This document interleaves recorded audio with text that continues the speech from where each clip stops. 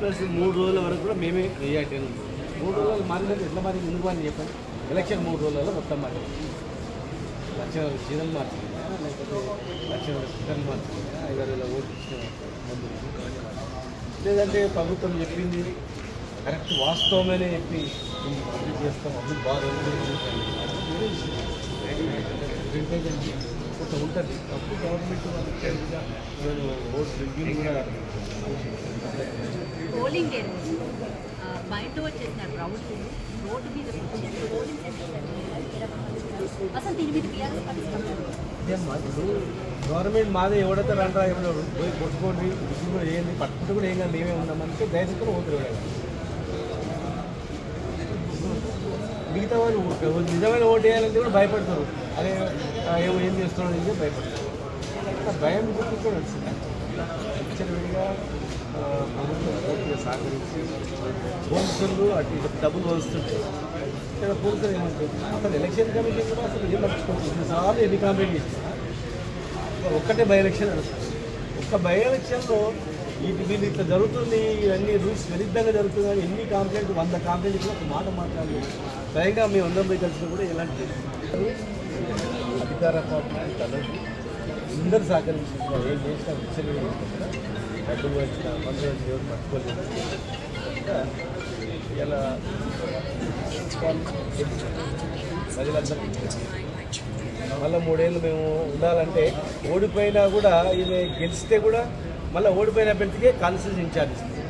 అప్పుడు SI transfer కావాలన్నా, ఓ case కావాలన్నా, ఎంఆర్ఓ కావాలన్నా ఎవరు చెప్పాలి కాన్స్టిట్యూషన్ ఇన్ఛార్జ్ ఇస్తే మళ్ళీ ఎందుకు రమ్మ పంచాయతీ మెజారిటీ విషయం పక్కన పెడితే కనుక బీఆర్ఎస్ పార్టీ చాలా టఫ్ ఫైట్ ఇచ్చిందని చెప్పాలి. ఈ ఎలక్షన్ ఈ బైపోల్ అంటే బైపోల్ అయినప్పటికీ బేసిక్గా రూలింగ్ పార్టీ అధికారంలో ఉంటుంది. ఇక మా 3 రోజుల ముందు వరకు ఉనికి పట్టించింది. ఎవరిని అడిగినా బీఆర్ఎస్ స్వయంగా ముఖ్యమంత్రి 2-3 సార్లు తిరిగి రోజు పొద్దున్న సాయంత్రం అదే సమీక్ష చేసి వారి స్వయంగా కాన్స్టిట్యున్సీలో బూత్ వారీగా ఎట్లా చేయాలని పోల్ మేనేజ్మెంట్ అనేది అందరూ ముఖ్యమంత్రి, మంత్రులు, ఎమ్మెల్యేలు, చైర్మన్లు అందరూ పూర్తిగా అట్టగట్టుకొని కలిగిపడ్డందుకు అధికార పవరంతా ఉపయోగించి ఇది ప్రజల తీర్పు అనుకోవచ్చా, రేపు దొంగ ఓట్ల గెలుపు అనుకోవచ్చా? అమ్మా ఇక మీదే అర్థం చేసుకోండి. 3 రోజుల వరకు మేము గెలుస్తామన్న వాళ్ళము. మరి 3 రోజులలో ఏం చేసిన తారుమారైతే చెప్పు. ఏం చేసి మీరే మిస్టేక్. 3 రోజుల ముందు వరకు మేము గెలుస్తామన్నాము. 3 రోజులు ఇవాళ రిజల్ట్ వచ్చిందంటే సర్వేలు తారుమారైనంటే సర్వేలు కూడా చెప్పింది. మళ్ళీ 3 రోజుల తర్వాత కాంగ్రెస్ గెలుస్తుందని చెప్పింది. అంటే ఈ గెలుపోవటంలో అన్న ఇప్పుడు గోపినాథ్ వాళ్ళ నుంచి అంటే వాళ్ళ ఇంట్లో జరుగుతున్నాయి కదా గొడవలు అవి వాటికి దీనికి ఏమన్నా కారణం అంటారా? గొడవలు అయినా ఇప్పుడు ఏం గొడవ ఉండదు. 3 సార్లు అఫిడవిట్ ఆగిపోయారు. చనిపోయినా కూడా కొడుకు ఆ ఇంట్లో ఆడవాళ్ళ మీద లేనిపోయి ఇంట్లో అవార్డాలు ప్రతి ఫ్యామిలీ ప్రతి ఇంట్లో ఉంటే చెప్పుకుంటారు. ఆ గొడవలో దీనికి సంబంధం లేదు. సునీతకి ఇప్పుడు ఫస్ట్ టైం ప్రచారం చేస్తుంది కాబట్టి తను ఏం చేస్తుంది అని ఏమన్నా అనుకున్నారా జనాలు?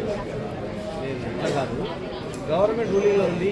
మీకు గెలిపిస్తే కూడా కొంతమంది మళ్ళీ ఓడిపోయిన అభ్యర్థికి ఇన్ఛార్జ్ ఇస్తారు కదా, ఆయన ఎమ్మెల్యే లేకుంటారు. మన ప్రతి పనికి ఇంటి దగ్గర పోయినా కాదు, ఆయన దగ్గరికి పోవాలని కొంతమంది భావించారు.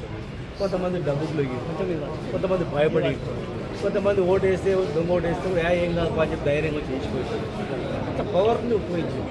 అంటే ముఖ్యంగా దొంగల ప్రభావం అయితే బాగానే ఉంది అంటారా మీరు? మరి అన్నీ ఉన్నాయి. గవర్నమెంట్ బై ఎలక్షన్లో జనరల్గా ఏ ప్రభుత్వం ఉన్నా పార్లమెంట్ ఎక్కువ తీసుకుంది.